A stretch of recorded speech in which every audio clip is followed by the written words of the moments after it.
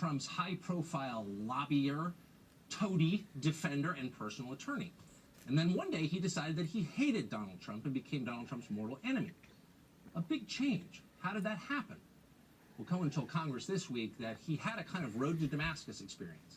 He was personally and morally offended by what his boss said in two occasions. First, after the Unite the Right rally in Charlottesville, that was the summer of 2017, and later when he watched Trump's meeting with Vladimir Putin in Helsinki, Finland, about a year later. Those two scandals, both of them fraudulent, entirely manufactured by the left and its servants in the media, changed Michael Cohen's mind forever. Democrats must have been gratified to hear that. Michael Cohen is a sensitive progressive now. He is tormented by climate change and his own toxic masculinity. He's basically a one-man crusade against privilege. He's a new man. That's his story. Well, now comes a Daily Mail piece that puts a different gloss on it. Turns out, just weeks before the FBI raided his offices last summer, Michael Cohen was shopping a book proposal. In the manuscript, which the Daily Mail has, Cohen professes love and admiration for Donald Trump. In the book proposal, Cohen defends the president against claims that he is, quote, crazy, dumb, paranoid, in over his head, or a liar. All claims that Cohen made this week before Congress. Keep in mind that Cohen wrote the book proposal well after Charlottesville and Helsinki, those scandals that just changed him as a man. Turns out that Michael Cohen is not a very reliable narrator, but too late. He's the narrator the Democrats have chosen, and they're stuck with him. They brought him to Capitol Hill yesterday in the hope, the expectation that he would prove the Russia conspiracy true. He didn't. Instead, he demolished that conspiracy. Nobody on the left wants to admit that, but we have the tape. Let's start with the claim that Cohen held secret meetings with Russian agents in Prague in an effort to steal the 2016 election. On its face, it sounds nuts, but they've been telling you that for years.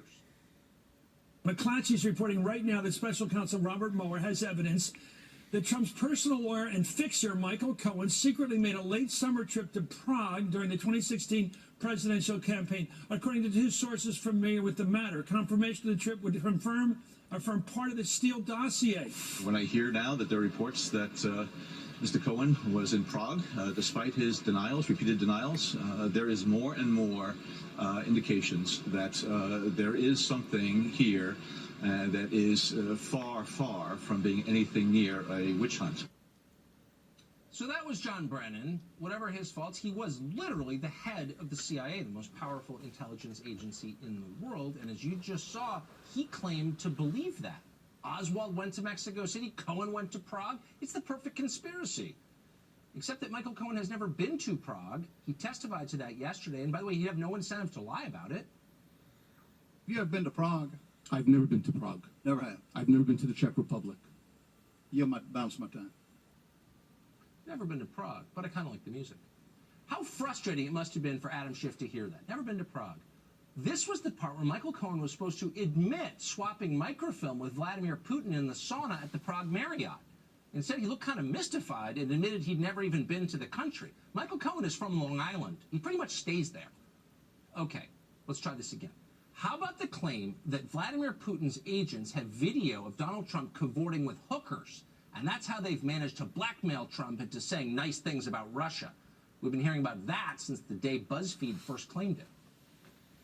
The most incendiary claim in the Steele dossier was, of course, that a foreign adversary, Russia, has dirt on the President of the United States, exposing the President to blackmail. Is the possibility, the very real possibility, that President Putin holds damaging information over President Trump. What do the Russians have on Donald Trump? Politically, personally, or financially? Yeah. Okay. If there's a hooker tape out there, I think it's fair to assume that Michael Cohen would know about it. He's that kind of guy, a hooker tape kind of guy. Now would probably be the time he'd tell us all about it. But no. Are you aware of anything that the president has done at home or abroad that may have subjected him to or may subject him to extortion or blackmail? I am not, no. Okay. Are you aware of any videotapes that may be the subject of extortion or blackmail? I've heard about these tapes for a long time. I've had many people contact me over the years. I have no reason to believe that that tape exists. Oh, damn, he did it again, straying from the script. Instead of confirming the Russia conspiracy that has dominated and controlled American politics for more than 2 years, Michael Cohen just refuted it. What kind of witness is this guy anyway? This is getting very frustrating. When do we get to the part where he blows the Russia case wide open and they lead Big Orange away in handcuffs and Hillary can be the president? Well, here's an idea. Let's just ask him directly. Did the Trump campaign collude with the Russian government during the 2016 election? Michael Cohen would know. He was there. By the way, it's almost a rhetorical question. Democrats have long been absolutely certain that it happened. I think there's plenty of evidence of collusion or conspiracy in plain sight. Trump has the Kremlin clan surrounding him. There's more to be learned about it. I believe there's been collusion. It's starting to smell more and more like collusion. We saw cold, hard evidence of the Trump campaign, indeed the Trump family, eagerly intending to collude possibly with Russia. These people. Plenty of evidence. Cold, hard evidence. Well, if anyone could provide that kind of evidence, it would be Michael Cohen. After all, he was Donald Trump. Is that really his name? No, it's Donald Tripanovich. He was Donald Tripanovich's personal attorney during the years that Tripanovich was accepting suitcases full of rubles in exchange for subverting American democracy. So what's the answer, Mr. Cohen? Based on what you know, would Mr. Trump, or did he, lie about colluding and coordinating with the Russians at any point during the campaign? So as I stated in my testimony, I wouldn't use the word colluding. Was there something odd about the back and forth praise with President Putin? Yes, but I'm not really sure that I can answer that question in terms of collusion. Well, the balloon just deflated. Talk about a letdown. No meeting in Prague, no blackmail, no collusion, no Russia conspiracy at all. It was all a hoax. It was a much less interesting Loch Ness Monster. You've got to be feeling a little silly right now if you ever believed any of this. But wait, okay, we got one last idea. There is still a way Michael Cohen could send Donald Trump to prison even without Russia. What if Cohen could confirm that Trump once told him to lie to Congress? That would be obstruction of justice at the very least. It would certainly be a crime. BuzzFeed ran a story alleging that happened. Yes, BuzzFeed is a cat blog run by unhappy people in Brooklyn. But who knows? Maybe there's something there. Certainly cable news was convinced. This would be certainly a bombshell information. BuzzFeed's latest bombshell report. The White House is slamming a bombshell report by BuzzFeed. The bombshell report from BuzzFeed. If the BuzzFeed bombshell is true. Bombshell report. The latest bombshell from the cat blog.